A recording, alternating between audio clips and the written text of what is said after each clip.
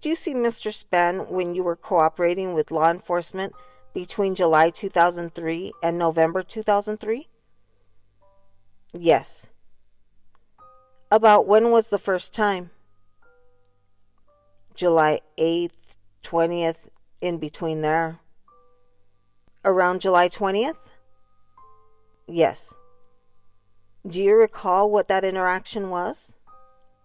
Yes. What happened? We was at a funeral on Washington and Kilpatrick, and he pulled up in a blue van, I think, with Fufop. So you said we were at a funeral.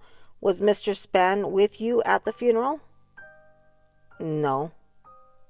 So you were at the funeral with other people? Yes. And it was near Washington and Kilpatrick? Yes. And before or after the funeral, you said you saw Mr. Spann and someone named Fufop? Yes.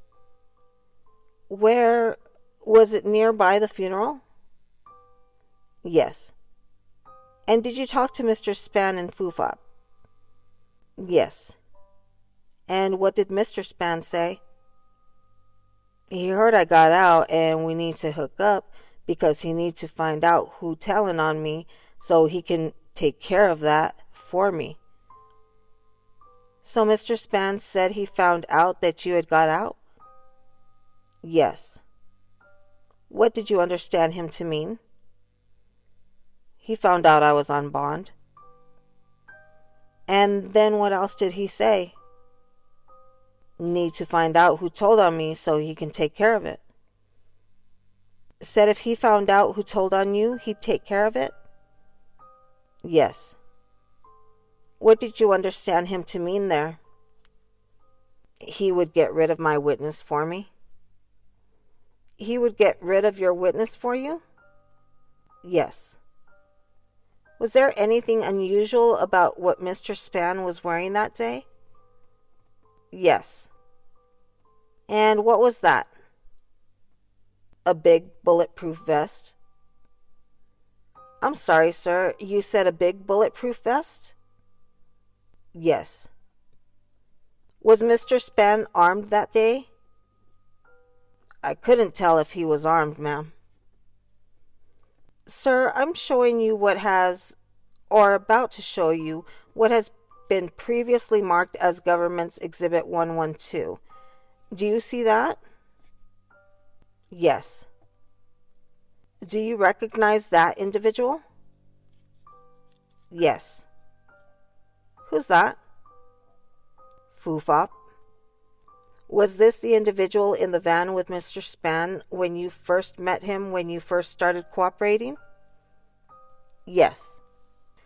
Sir, you said as part of your cooperation you made recordings? Yes. Did you make recordings of conversations you had with Mr. Spann? Yes. Where did some of those conversations happen?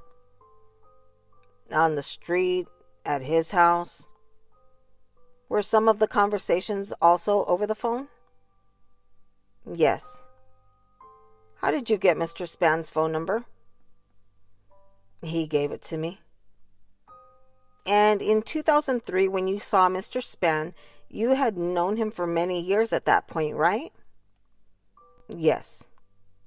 I believe you testified that you had met Mr. Spann in 95 or 96 at the meeting at Crystal or near Crystal in Keeler?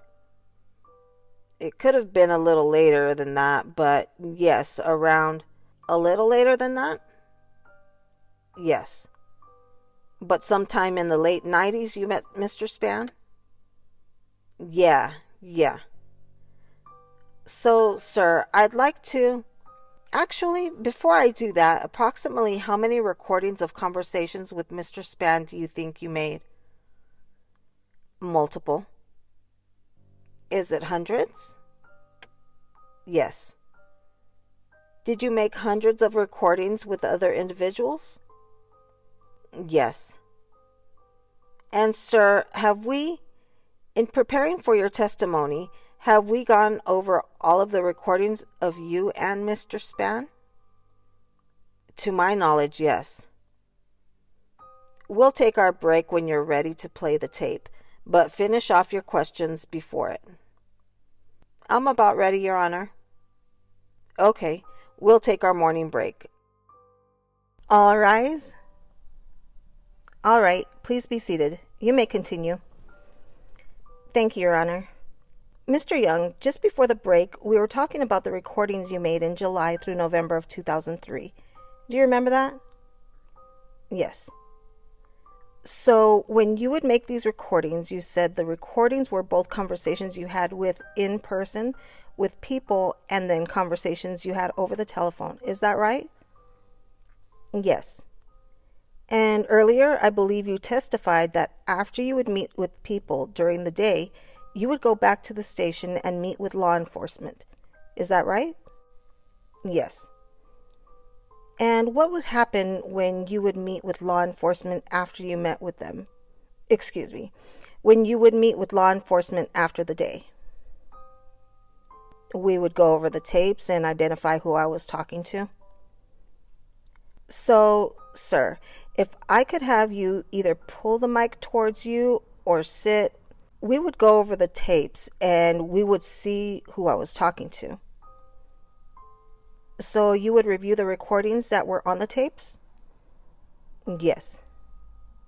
And would they ask you to identify who was speaking in the calls? Yes. And also in the recordings of in-person conversations? Yes. And what were the quality of the recordings like? Horrible. You said horrible? Yes. So how were the recordings made on the in-person recordings made on either, you said, a cell phone or a pager? Yes. And would that be in your pocket or you would be holding it in your hand? In my pocket, yes. And the phone calls were made at the station? Yes. And where the device was placed on the station? On the phone, you said? Yes. Sir, in preparing for your testimony today, did you review those recordings again? Yes. And did you also review transcripts made of those recordings? Yes.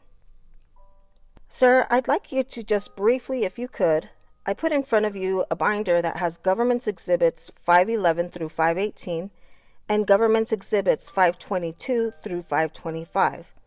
If you could just flip through those and see if you recognize those. Yes.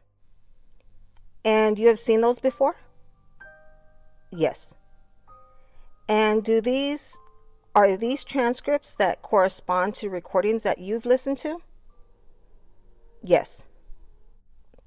And are the recordings also at Government's Exhibit 511 through 518 and 522 through 525? Yes. And are these recordings that you made with recordings of conversations that you made with Mr. Spann either in person or by telephone? Yes. And, sir, have you had the chance to review the transcripts multiple times? Yes. And most recently, the transcripts you reviewed, were they portions of the full transcripts that you had reviewed earlier? Yes. And the recordings, were they portions of the full recordings that you had reviewed earlier? Yes.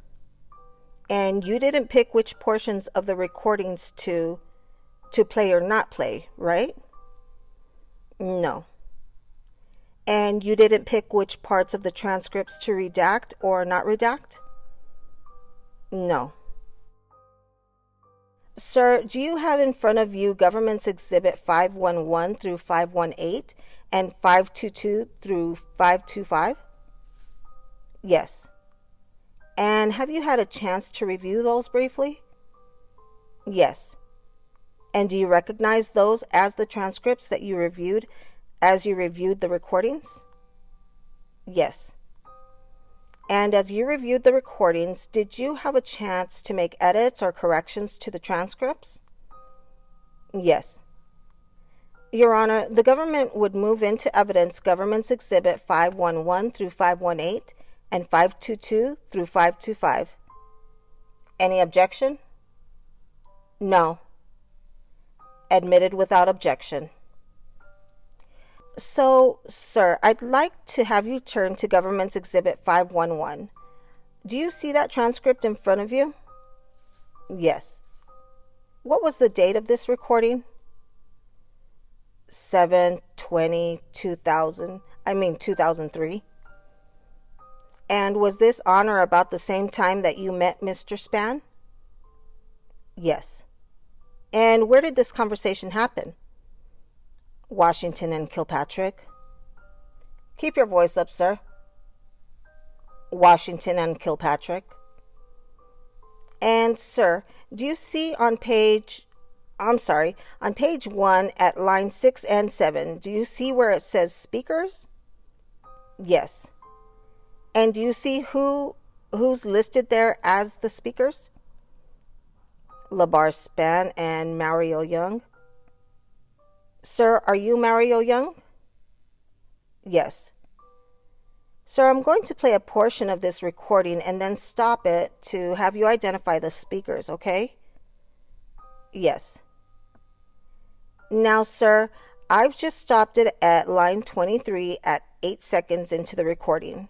Do you remember where you were when you had this conversation with Mr. Spann? We was on Washington and Kilpatrick. On Washington and Kilpatrick? Yes.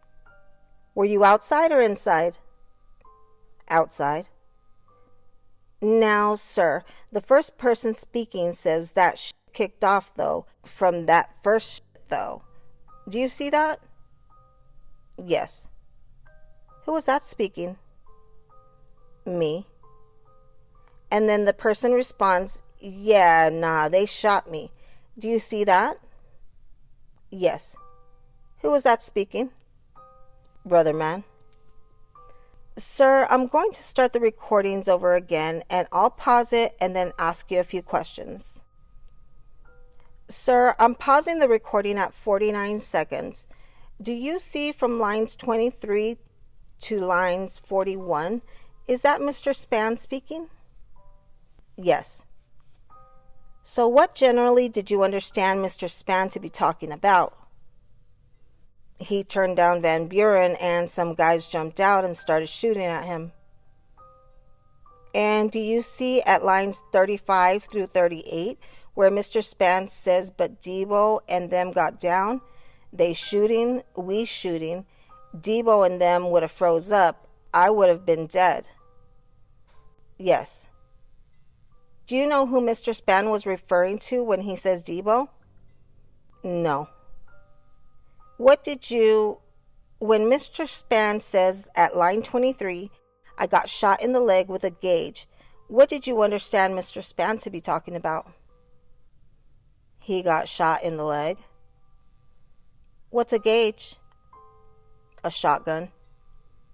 And when he says turning up Van Buren, what did he mean there? He was driving up the street called Van Buren. And does Van Buren run east to west? Yes. Does it run through the west side? Yes.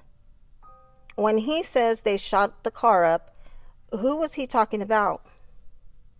The guys that was on Van Buren.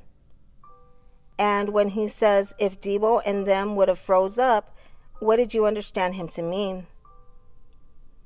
If they would have froze up and not shot back, he'd have been dead. Now, sir, end of that section from lines 38 to 46. Did Mr. Spann answer the phone while you were near him? Yes. Sir, I'm going to continue the recording here. Now, sir, stop the recording here at 120. At the top of page 2, beginning on page 1, at the bottom of page 1, Mr. Spann says, on God, and then continuing on to page 2, at the top, Mr. Spann says, know them ends come out with some thumpers. What are thumpers? Guns. And when he goes on to say, we've got 40s in the car and Debo and them get to bucking back, what is he talking about there? They got a 40 caliber gun with them and they started shooting back. And again, Mr. Spann says at lines 5 and 6, if Debo and them would have been freezing up, on my mama, we was dead. Yes. What did you understand him to mean there? If the people that was with him wouldn't start shooting back, they would have been dead.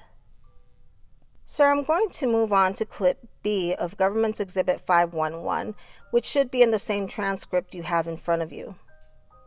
Sir, pausing the recording at lines 13, at 13 seconds, on the lines 31, and in the recording, Mr. Spann says, on God, we gotta get at that dust, Joe. What's the context of that statement? He's saying that he wants to get some money. Does dust mean money? Yes. And then Mr. Spann says at line 35, work them blocks. Do you see that? Yes. What did you understand him to mean when he said work them blocks? To put some narcotics on the block? And did you know in 2003 for Mr. Spann to control any particular blocks?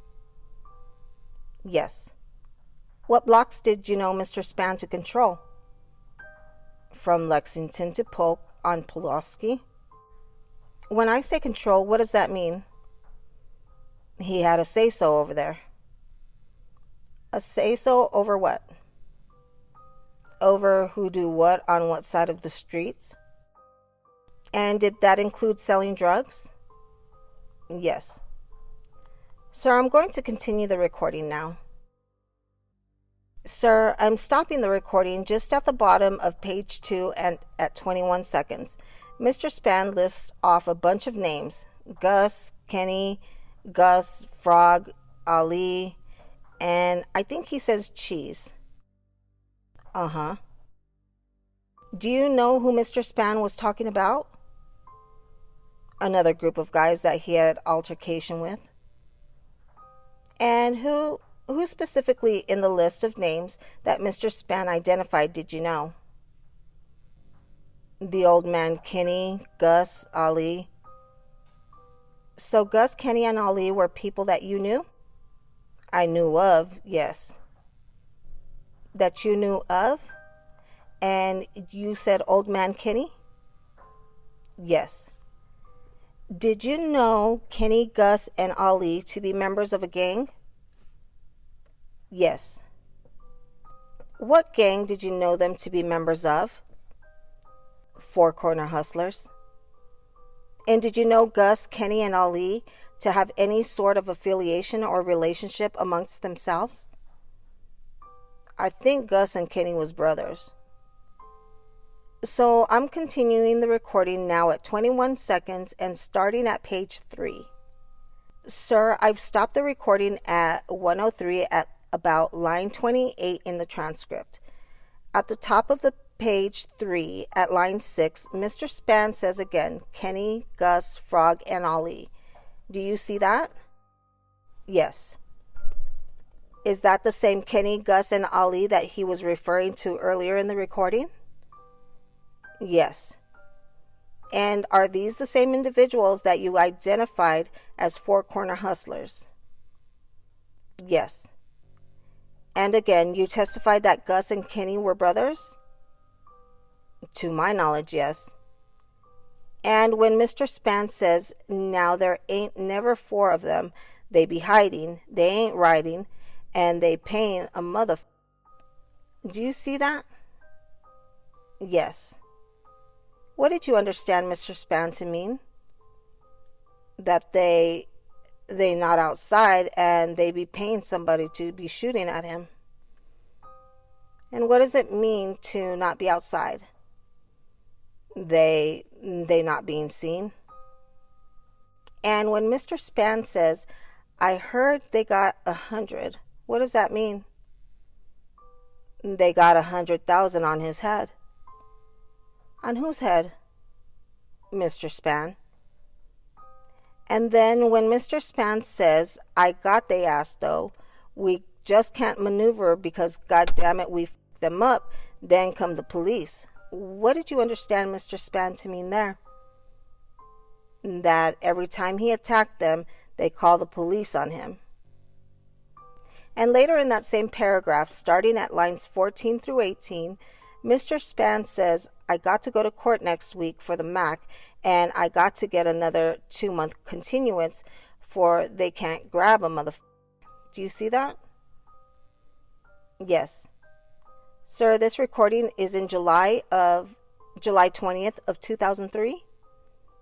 Yes. And what did you understand Mr. Spann to be talking about when he says he has to go to court next week for the MAC? He got a gun case he was going to court for. And what's a MAC? A MAC is a gun. And later on, Mr. Spann says, I got another week. This is at lines 22 through 24. I got another week with these clown ass ends because we did our homework on them. Do you see that? Yes. What did Mr. Spann mean we did our homework on them? He did his homework on where these individuals be at.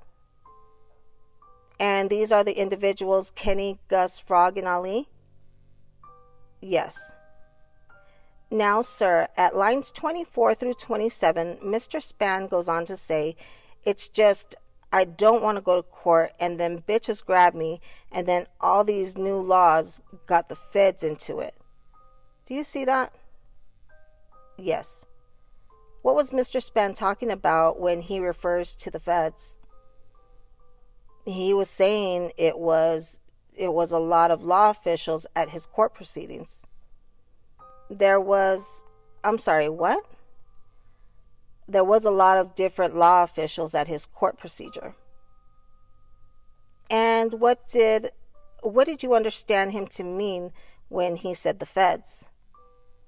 The government.